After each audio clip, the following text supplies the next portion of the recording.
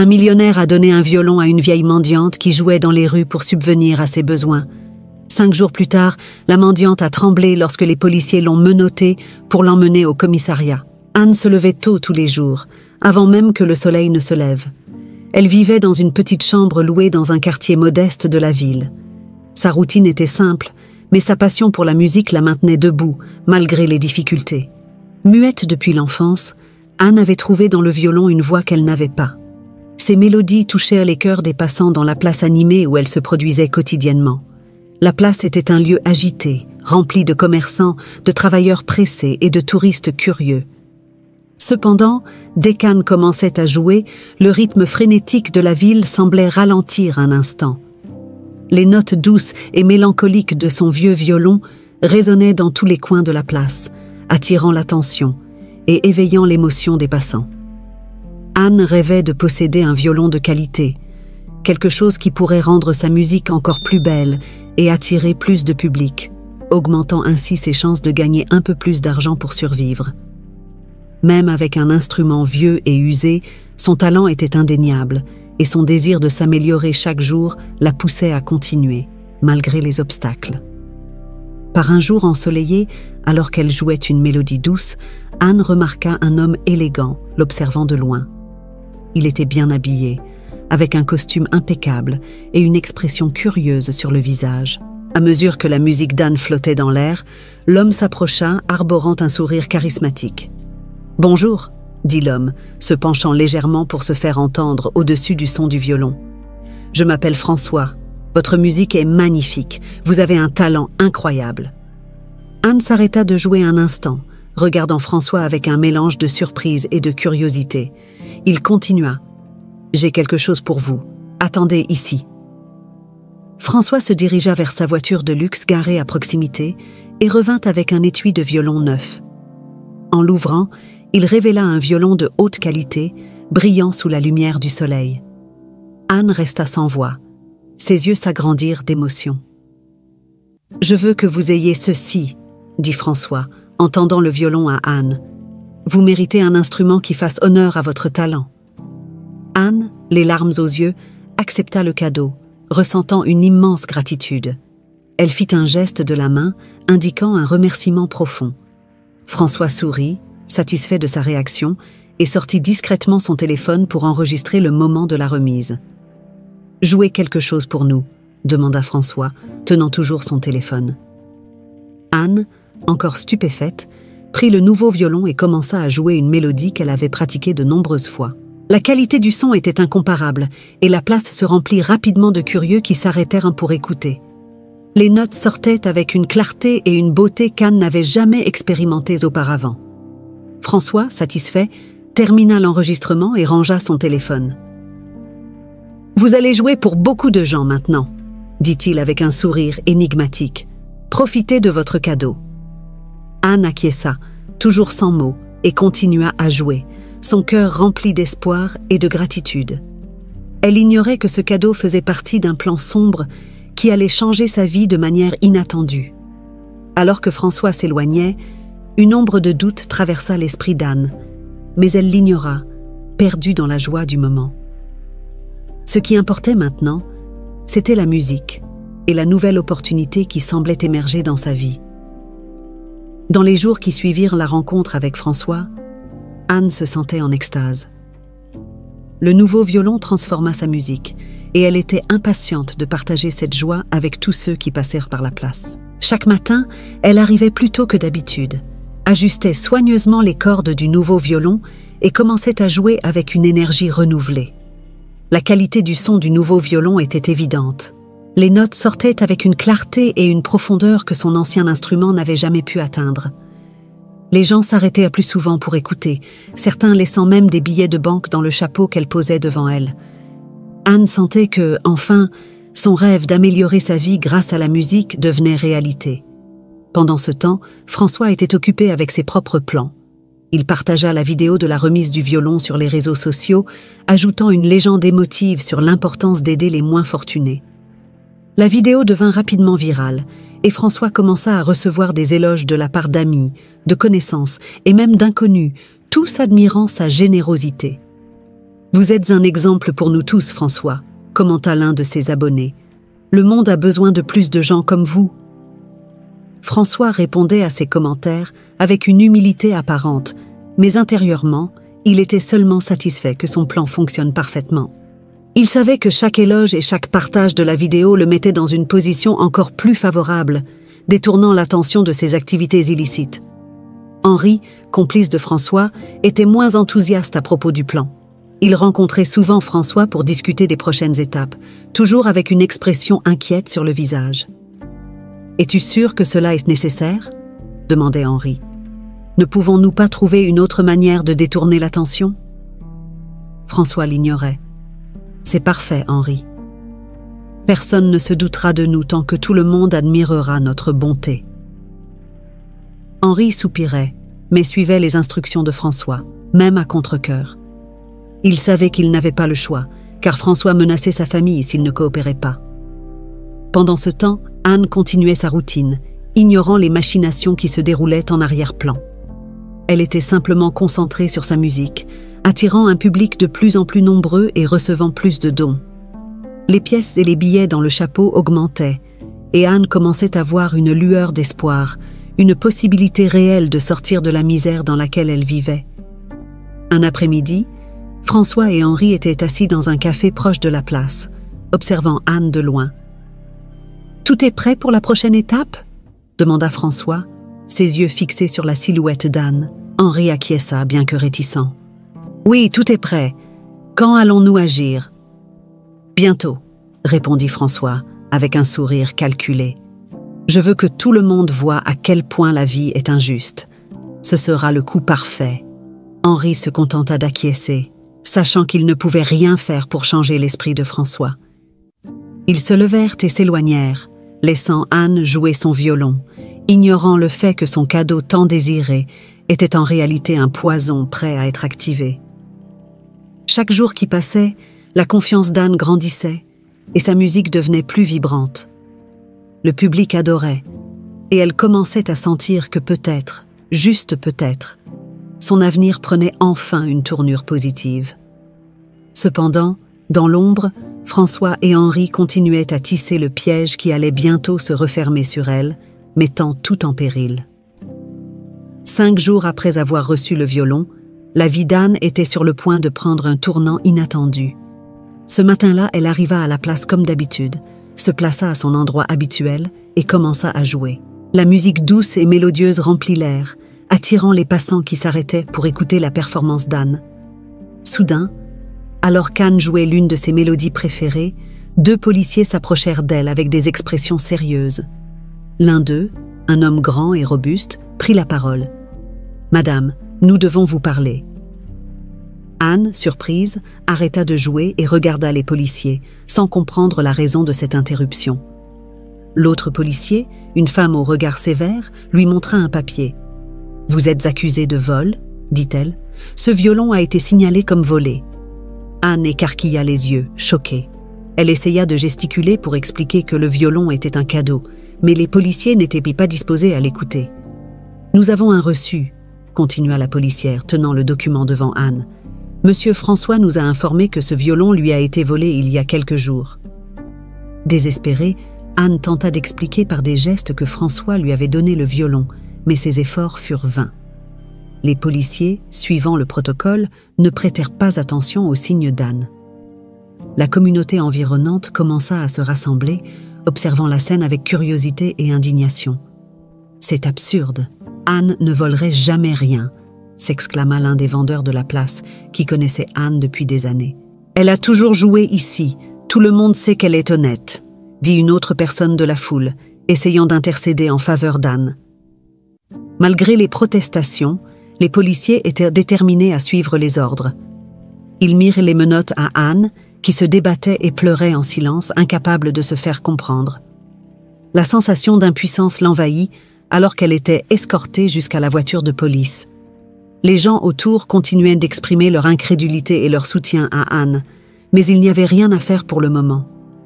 La nouvelle de l'arrestation d'Anne se répandit rapidement dans la communauté, générant choc et tristesse parmi ceux qui la connaissaient et admiraient sa musique.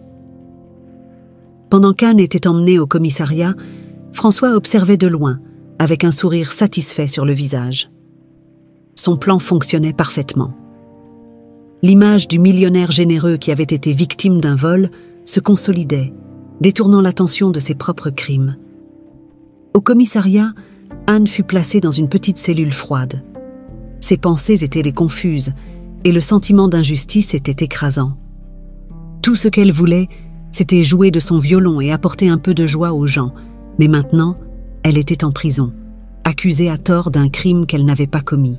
À chaque minute qui passait, la nouvelle de l'arrestation d'Anne se répandait davantage, générant une vague de solidarité dans la communauté. Les gens s'unissaient pour soutenir Anne, déterminés à prouver son innocence et à dévoiler la véritable nature de François. Cependant, la bataille ne faisait que commencer, et Anne devait affronter de nombreux défis avant que justice ne soit rendue. Le soleil commençait à se coucher, jetant une teinte dorée sur la ville.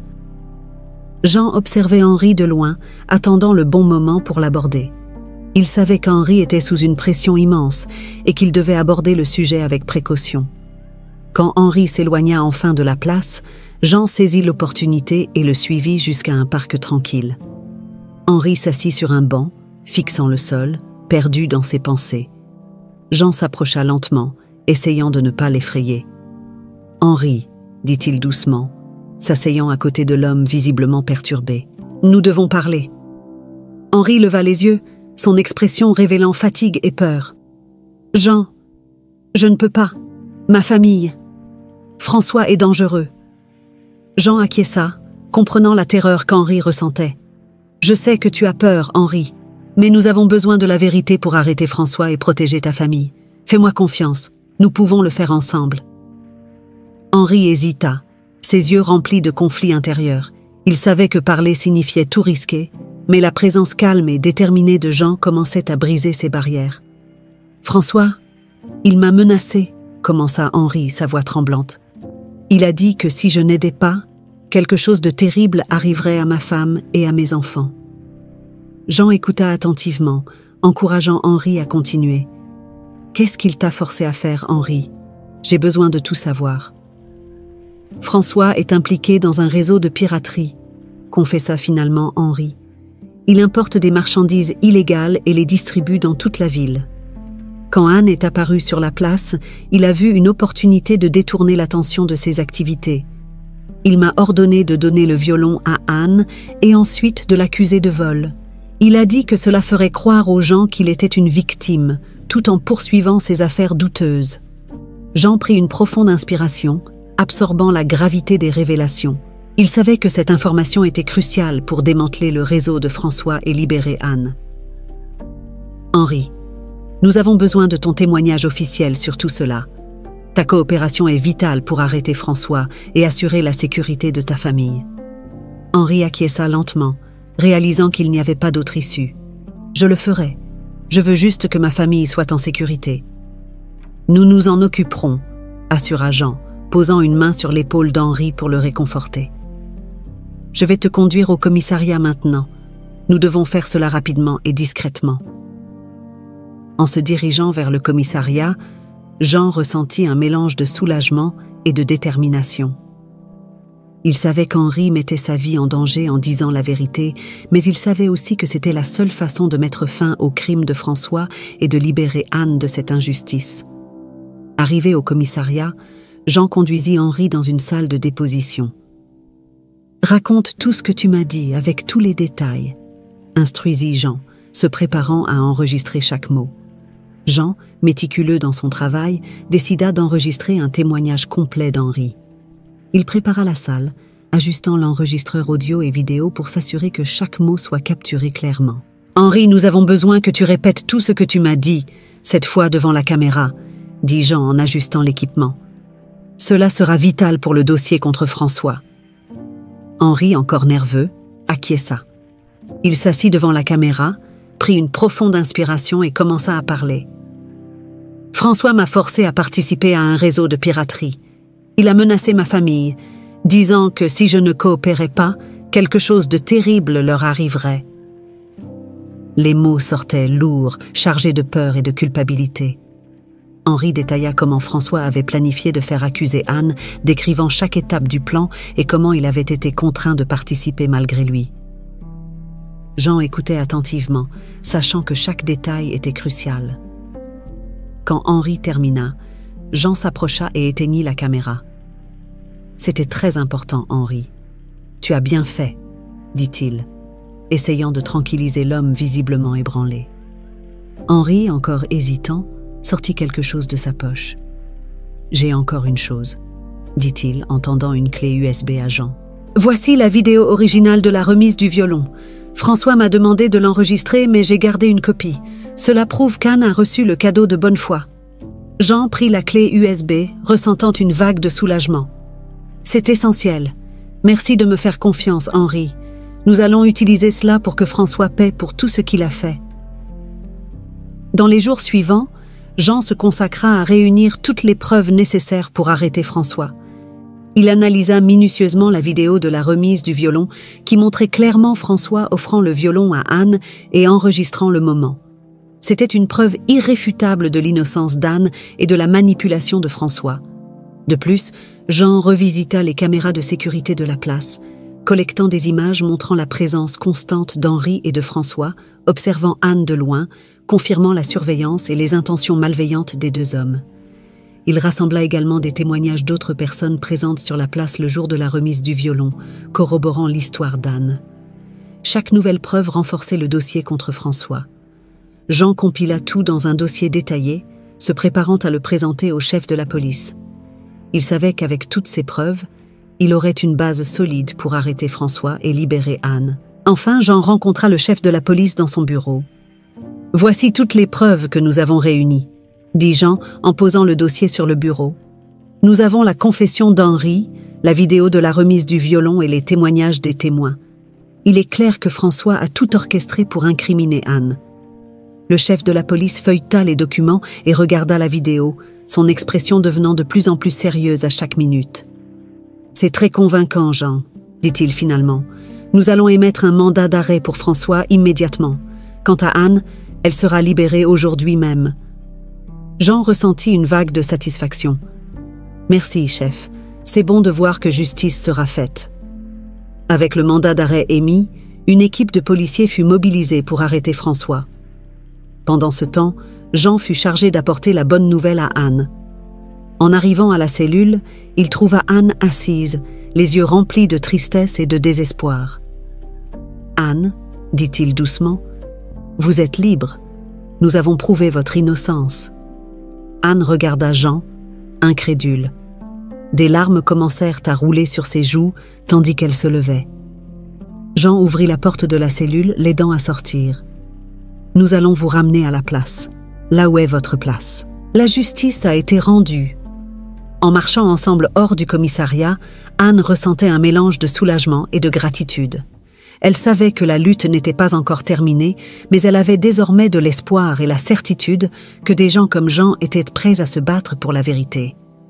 À partir de ce moment, elle pouvait recommencer sa vie, enfin libérée de l'injustice qui avait presque détruit sa vie.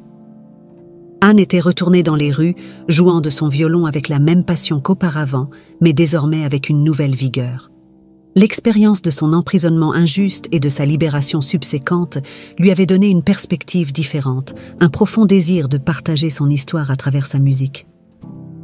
Un jour, alors qu'elle jouait sur la place, Jean s'approcha, apportant de bonnes nouvelles. « Anne, j'ai une opportunité pour vous, » dit-il avec un sourire chaleureux. « Un ami à moi travaille dans une station de radio et a été très touché par votre histoire. Il veut que vous vous produisiez en direct dans son émission. » Anne regarda Jean, surprise et émue. Elle acquiesça vigoureusement, ses yeux brillants de gratitude. L'idée de partager sa musique et son histoire avec un public plus large la remplissait d'espoir. Jean l'emmena à la station de radio le jour convenu. À leur arrivée, ils furent accueillis par Maurice, l'animateur de l'émission. « Anne, c'est un plaisir de vous rencontrer, » dit-il en lui serrant la main avec sympathie. « Votre histoire est vraiment inspirante et nous sommes impatients d'entendre votre musique. » Anne, avec un sourire timide, se prépara pour la performance. Jean et Maurice ajustèrent le micro et les équipements, tandis qu'elle accordait son violon. Quand tout fut prêt, Maurice fit l'introduction à l'antenne. « Aujourd'hui, nous avons une invitée très spéciale », annonça Maurice. Anne est une violoniste talentueuse qui a traversé une grande injustice, mais grâce à la dévotion de personnes comme le policier Jean, son innocence a été prouvée. Maintenant, elle est ici pour partager son histoire et sa musique avec nous. Anne commença à jouer, ses mains se déplaçant avec grâce et précision. Les notes du violon remplissèrent le studio, créant une atmosphère magique. Sa musique était pleine d'émotions, chaque mélodie racontant une partie de son difficile parcours. En jouant, les souvenirs de l'emprisonnement et du soulagement d'être libérés se mêlaient en une symphonie de résilience et d'espoir. Les auditeurs, dans leur maison, leur voiture et leur lieu de travail, furent instantanément captivés par la beauté de la musique d'Anne. Les lignes téléphoniques de la station commencèrent à sonner sans arrêt avec des personnes souhaitant exprimer leur soutien et leur admiration. « C'est incroyable !» dit une femme en appelant l'émission. « Sa musique a touché mon cœur. Je veux aider Anne de toutes les manières possibles. » Un autre auditeur ajouta « Son histoire montre qu'il ne faut jamais abandonner, peu importe à quel point les choses deviennent difficiles. Elle est une véritable inspiration. » Maurice, ému par les réponses des auditeurs, se tourna vers Anne. « Vous recevez beaucoup de soutien, Anne. Les gens se sont vraiment connectés à votre histoire et à votre musique. » Anne, émue, fit un geste de remerciement à tous. Sa performance à la radio avait non seulement touché les cœurs des gens, mais avait aussi commencé à transformer sa vie. Des invitations pour d'autres performances commencèrent à arriver, et bientôt, Anne se produisait dans divers événements et émissions. L'histoire d'Anne se répandit rapidement dans la ville et au-delà. Les journalistes voulaient l'interviewer et des gens de tous horizons voulaient entendre sa musique et son histoire de résilience. Elle devint un symbole de persévérance et de détermination, montrant que même dans les situations les plus sombres, l'espoir et la justice peuvent prévaloir. Au fil des semaines, Anne se sentait de plus en plus en sécurité et confiante dans son talent. La musique qu'elle partageait était plus qu'un divertissement. C'était un message puissant indiquant qu'avec du courage et du soutien, il est possible de surmonter les plus grandes adversités. Jean continuait de soutenir Anne, l'aidant à naviguer dans sa nouvelle vie. Il était à ses côtés à chaque performance, s'assurant qu'elle ait tout ce dont elle avait besoin. La gratitude d'Anne envers Jean était immense, et elle savait que sans son aide, rien de tout cela n'aurait été possible. Avec le temps, Anne devint une violoniste renommée, jouant sur de grandes scènes et inspirant des milliers de personnes avec son histoire. Elle n'oublia jamais ses racines, continuant à se produire occasionnellement dans les rues et les places, là où tout avait commencé. Et dans chaque note jouée, elle transmettait le message qu'il ne faut jamais abandonner, même lorsque le monde semble être contre vous. La prestation d'Anne à la radio marqua le début d'une nouvelle phase dans sa vie. La répercussion fut immédiate et bouleversante. Le téléphone de la station ne cessait de sonner, et les messages de soutien et d'admiration inondaient les réseaux sociaux. Anne, autrefois une musicienne inconnue jouant dans les rues, devenait maintenant une figure publique appréciée. Les invitations affluaient de toutes parts. Les producteurs de radio et de télévision voulaient Anne dans leurs émissions, impatients de partager sa musique et son histoire inspirante de dépassement de soi avec un public encore plus large.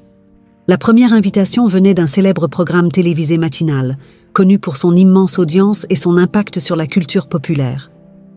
Le jour de l'enregistrement, Anne était nerveuse mais aussi excitée.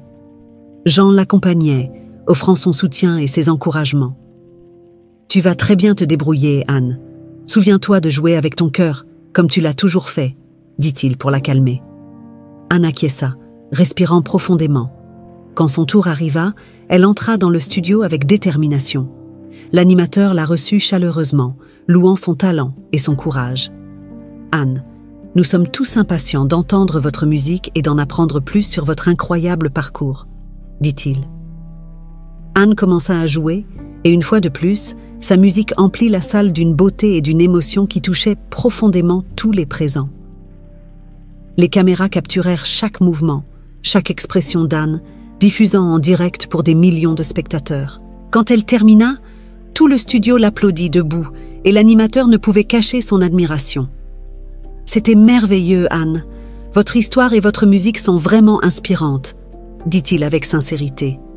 Vous avez un talent rare et une force incroyable. Après la performance, les invitations continuèrent d'affluer. Anne fut appelée à se produire dans des festivals de musique, des événements caritatifs et des émissions de talk-show nocturnes.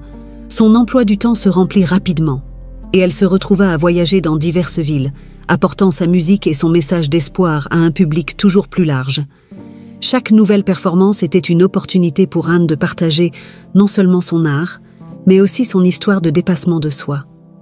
Lors des interviews, elle parlait de l'injustice qu'elle avait subie, de l'aide cruciale de Jean et de l'importance de ne jamais abandonner, même dans les situations les plus difficiles. Son honnêteté et son humilité charmaient tout le monde, et elle devenait un symbole de résilience. Tandis que sa carrière décollait, Anne n'oubliait pas ses racines. Elle continuait à se produire occasionnellement dans les rues et les places où tout avait commencé. Ces moments étaient spéciaux pour elle, un rappel de son parcours et des personnes qui l'avaient soutenue tout au long du chemin. La communauté qui l'avait vue grandir en tant qu'artiste ressentait également de la fierté face à son succès. « Anne mérite toute cette reconnaissance », dit l'un des commerçants de la place où elle jouait habituellement. « Elle a toujours été talentueuse et dévouée. Voir son histoire de dépassement de soi est inspirant pour nous tous. » La célébrité apporta de nouvelles opportunités, mais aussi des défis. Anne dut apprendre à gérer les médias, à organiser son emploi du temps chargé et à maintenir son équilibre émotionnel au milieu de la tourmente de sa nouvelle vie. Jean restait à ses côtés, offrant des conseils et du soutien. « Souviens-toi de qui tu es et de ce qui t'a mené jusqu'ici, » disait-il. « Ta musique est ta voix, et elle a le pouvoir de toucher les gens d'une manière que tu ne peux même pas imaginer. » Anne absorbait ses paroles et les emportait avec elle à chaque performance. Sa musique, maintenant plus que jamais, était une expression de son âme, une manière de se connecter au monde et de partager son histoire. Elle devenait non seulement une musicienne renommée, mais aussi une figure inspirante, une preuve vivante que la détermination et le courage peuvent surmonter les obstacles les plus difficiles. Avec le temps, Anne commença à utiliser sa plateforme pour aider d'autres personnes dans des situations similaires. Elle organisait des concerts caritatifs et soutenait des institutions offrant de l'aide aux personnes sans abri. Sa mission était claire, rendre l'appui qu'elle avait reçu et inspirer les autres à ne jamais abandonner leurs rêves. La carrière d'Anne continuait de croître, et avec elle son influence. Chaque nouvelle performance était une chance de toucher plus de vies, de diffuser un message d'espoir et de résilience. Anne avait trouvé sa place dans le monde, et elle était déterminée à faire la différence, une note à la fois. Tandis qu'Anne voyait sa carrière décoller, gagnant en notoriété et en reconnaissance pour son talent et son histoire inspirante, François commençait à ressentir le poids de ses actions. L'illusion de sécurité qu'il avait construite autour de ses stratagèmes illicites commençait à se désagréger. Jean, avec la détermination inlassable d'un véritable défenseur de la justice, était sur le point de donner le coup final à son plan minutieusement élaboré. Jean, avec la collaboration d'Henri, était déterminé à rassembler toutes les preuves nécessaires pour que François paie pour ses crimes. Henri, conscient des menaces que François représentait, était prêt à tout pour voir la justice rendue et assurer la sécurité de sa famille. Ils se rencontraient en secret, loin des yeux vigilants de tout espion potentiel de François, pour planifier les prochaines étapes. « Nous avons besoin de preuves plus concrètes », dit Jean en examinant les documents qu'ils avaient rassemblés jusqu'à présent. « Nous avons la confession et la vidéo de la remise du violon, mais nous avons besoin de preuves supplémentaires des autres opérations de piraterie. » Henri acquiesça. François a plusieurs entrepôts disséminés dans la ville. Il cache les marchandises illégales à différents endroits pour éviter les soupçons. Je connais certains de ces lieux. Nous pouvons commencer par là. Dans les jours suivants, Jean et Henri, avec le soutien d'une équipe spécialisée de la police, commencèrent à surveiller les entrepôts indiqués par Henri. Ils effectuèrent des surveillances discrètes et planifièrent soigneusement chaque mouvement, veillant à ne laisser aucune trace de leur approche. À chaque étape, Jean s'assurait qu'ils avaient suffisamment de preuves pour agir de manière décisive. Par une nuit froide et pluvieuse, Jean reçut un appel d'Henri. « Nous avons trouvé l'entrepôt principal », dit Henri, sa voix tendue mais déterminée. « Les marchandises sont en cours de déchargement en ce moment. Nous devons agir rapidement. » Jean rassembla l'équipe et, en quelques minutes, ils étaient en route pour l'entrepôt. Ils encerclèrent le site silencieusement, s'assurant que toutes les sorties étaient rebloquées. « Rappelez-vous, nous devons prendre François et ses complices en flagrant délit, » instruisit Jean. « C'est notre meilleure chance de garantir qu'ils soient emprisonnés pour longtemps. » Lorsque l'ordre d'intervention fut donné, la scène devint chaotique. François et ses hommes furent pris par surprise. Les lumières des voitures de police illuminèrent l'entrepôt, révélant des piles de marchandises illégales prêtes à être distribuées. François tenta de fuir mais fut rapidement capturé par Jean. « François, vous êtes en état d'arrestation », déclara Jean fermement, « pour des crimes de piraterie et pour avoir faussement accusé Anne. » François regarda Jean avec un mélange de colère et de désespoir. « C'est une erreur, vous n'avez pas de preuves !» cria-t-il en essayant de se dégager. « Nous avons toutes les preuves dont nous avons besoin », rétorqua Jean tenant fermement le bras de François. « Tu es fini. » Les complices de François ont également été arrêtés et les marchandises confisquées. L'opération a été un succès et Jean ressentait une vague de satisfaction en voyant François être emmené menotté vers la voiture de police. La justice était enfin rendue. Au commissariat, pendant que François était traité, Jean rencontra Henri. « Tu as fait ce qu'il fallait, Henri, » dit-il en posant une main sur l'épaule de l'homme. « Grâce à toi, nous avons réussi à démanteler ce réseau criminel. » Henri, soulagé, acquiesça. « Je veux juste que ma famille soit en sécurité et qu'Anne trouve enfin la paix. » Les jours suivants, la nouvelle de l'arrestation de François se répandit rapidement. Les médias couvrirent l'affaire en détail, exposant les crimes de François et louant le travail de la police. Anne, qui suivait tout de près, ressentit un immense soulagement. Enfin, l'homme qui avait presque détruit sa vie payait pour ses crimes. Avec François en prison, Anne pouvait avancer sans peur, se consacrant pleinement à sa musique et à sa mission d'aider les personnes vulnérables. Sa carrière continuait de croître, et elle devenait un symbole de résistance et d'espoir pour tous ceux qui connaissèrent son histoire. Pour Jean, la chute de François n'était pas seulement une victoire professionnelle, mais aussi une confirmation que la justice prévaut toujours, même face aux défis les plus difficiles. Il continuerait à travailler sans relâche pour protéger les innocents et s'assurer que ceux qui commettent des crimes paient pour leurs actions. L'arrestation de François marqua le début d'un nouveau chapitre dans la vie d'Anne et de tous les impliqués. Avec le chemin enfin dégagé de toute menace, Anne pouvait briller encore plus intensément, utilisant son talent et son histoire pour inspirer et transformer des vies à travers le monde. Après l'arrestation de François et le démantèlement de son réseau criminel, Henri affronta les conséquences de ses actes. Pour sa coopération avec la police, il reçut une peine réduite.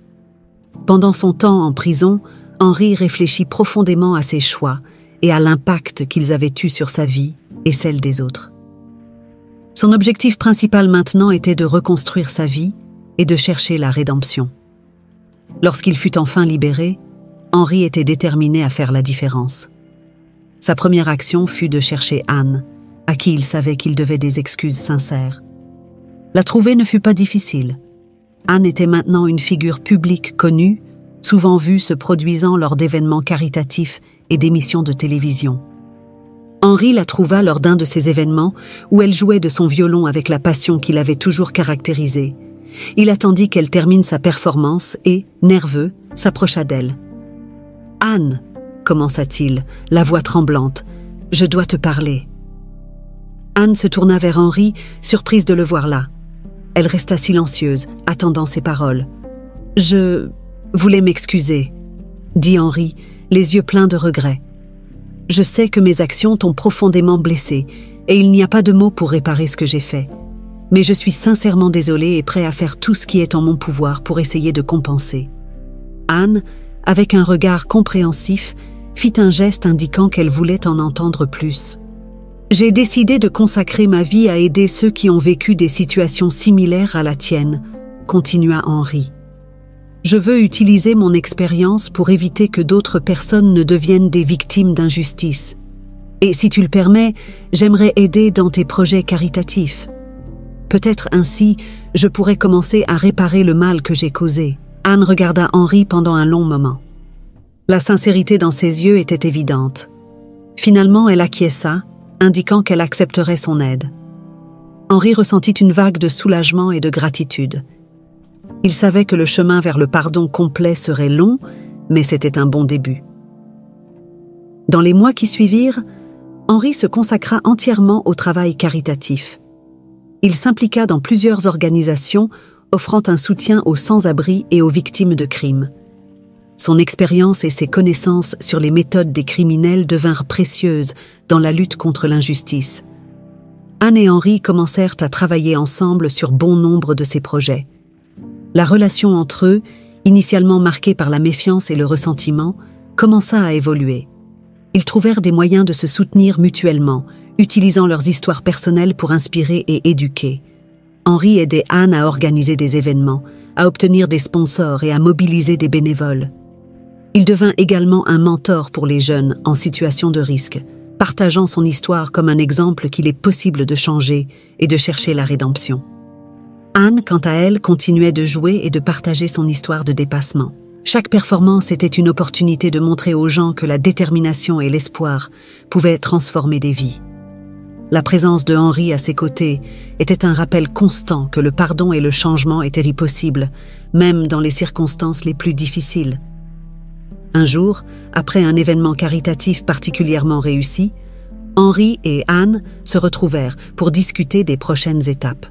« Anne, je ne peux pas te remercier assez de m'avoir donné cette chance, » dit Henri, ému. « Travailler à tes côtés a été une véritable bénédiction. » Anne sourit et fit un geste indiquant qu'il n'avait pas besoin de la remercier. Pour elle, voir la transformation de Henri et l'impact positif qu'il avait sur la vie des autres était une récompense suffisante. « Nous faisons la différence ensemble, » répondit Henri, se sentant enfin en paix avec lui-même. « Et cela n'a été possible que parce que tu m'as donné une seconde chance. » La collaboration entre Anne et Henri continua de se renforcer avec le temps. Ensemble, ils réussirent à aider d'innombrables personnes, diffusant un message d'espoir et de résilience. Le chemin de Henri vers la reconstruction de sa vie était encore en cours, mais chaque jour apportait de nouvelles opportunités de faire le bien et de chercher la rédemption. Anne, désormais une figure de renom et d'influence, utilisait sa plateforme pour promouvoir des changements positifs, rappelant toujours aux gens qu'il n'est jamais trop tard pour recommencer. Et avec Henri à ses côtés, elle savait qu'il pouvait accomplir encore plus, inspirant les autres à croire au pouvoir de la seconde chance et à la capacité humaine de changer et d'évoluer. Tandis qu'ils continuaient de travailler ensemble, Anne et Henri trouvèrent non seulement la rédemption et le pardon, mais aussi une profonde amitié et une collaboration basée sur le respect mutuel et le dévouement à des causes nobles. Leur vie était entrelacée par un objectif plus grand, et ensemble, ils étaient déterminés à faire du monde un endroit meilleur. 3 ans s'étaient écoulés depuis que la vie d'Anne avait pris un tournant surprenant. Désormais, une violoniste renommée, elle vivait une vie modeste mais confortable, dans un petit appartement douillet dans un quartier tranquille. Malgré la célébrité et la reconnaissance, Anne n'avait jamais perdu son humilité et son désir d'aider les autres. Anne continuait à se consacrer à la musique, donnant des concerts et des performances dans divers lieux, des grandes scènes aux événements caritatifs. Son agenda était toujours plein, mais elle trouvait toujours le temps de jouer dans les rues et les places où son parcours avait commencé. Ses performances étaient spéciales, un hommage à ses racines et un rappel constant de sa résilience et de sa détermination. François, quant à lui, était en prison, payant pour les crimes qu'il avait commis. La justice avait prévalu et il faisait maintenant face aux conséquences de ses actes. Loin des projecteurs et du pouvoir qu'il avait autrefois, François réfléchissait à ses choix et à l'impact dévastateur qu'ils avaient eu sur la vie de tant de personnes. Henri, après avoir purgé sa peine réduite et avec le soutien continu d'Anne, était devenu un homme complètement différent. Il se consacrait intensément à des causes sociales, aidant ceux qui, comme lui, avaient été victimes des circonstances. Henri travaillait dans des refuges, offrant un soutien émotionnel et pratique aux personnes sans abri, utilisant son propre parcours comme un exemple que le changement est possible. Anne et Henri collaboraient souvent sur divers projets sociaux. L'un des plus importants était un programme de musique pour les jeunes en situation de vulnérabilité. Ils croyaient que la musique avait le pouvoir de transformer des vies, tout comme elle avait transformé celle d'Anne. Le programme offrait des cours de musique, des instruments et l'opportunité de se produire lors d'événements locaux. Voir la joie et la progression des jeunes était une immense récompense pour eux deux. Un après-midi ensoleillé, Anne se préparait pour un concert caritatif dans le principal théâtre de la ville. Henri était à ses côtés, aidant avec les derniers préparatifs. « C'est incroyable de voir combien de choses ont changé en 3 ans, » dit Henri, admirant la salle de concert remplie. Anne hocha la tête, souriante. Elle fit un geste à Henri, indiquant sa gratitude pour tout le soutien et l'amitié qu'il lui avait offert au fil des années. « Tu mérites tout cela, Anne, » répondit Henri avec sincérité. « Ton histoire est un phare d'espoir pour nous tous, et je te suis éternellement reconnaissant de m'avoir donné la chance de faire partie de ce voyage. » Lorsque Anne monta sur scène, la salle de concert était remplie de personnes impatientes d'entendre sa musique. Elle commença à jouer, et les notes du violon remplirent l'espace d'une beauté indescriptible. Chaque mélodie était chargée d'émotions, racontant l'histoire de sa lutte, de son injustice et de sa victoire finale. Le public, touché par la performance, applaudit debout à la fin du concert. Beaucoup étaient en larmes, émus par la profondeur et la sincérité de la musique d'Anne. Après le concert, Anne et Henri furent abordés par plusieurs personnes qui voulaient exprimer leur gratitude et leur admiration. « Merci de partager votre histoire, » dit une femme, tenant la main d'Anne. « Vous nous avez montré que, même dans les pires circonstances, il est possible de trouver la lumière au bout du tunnel. » Ces mots résonnaient profondément en Anne et Henri. Ils savaient que leur travail ne faisait que commencer. L'histoire d'Anne, une violoniste qui avait surmonté des épreuves inimaginables, continuait à inspirer et à motiver beaucoup de gens à ne jamais abandonner leurs rêves, peu importe la difficulté des circonstances. Anne et Henri continuaient à travailler sans relâche, apportant espoir et aide à ceux qui en avaient le plus besoin.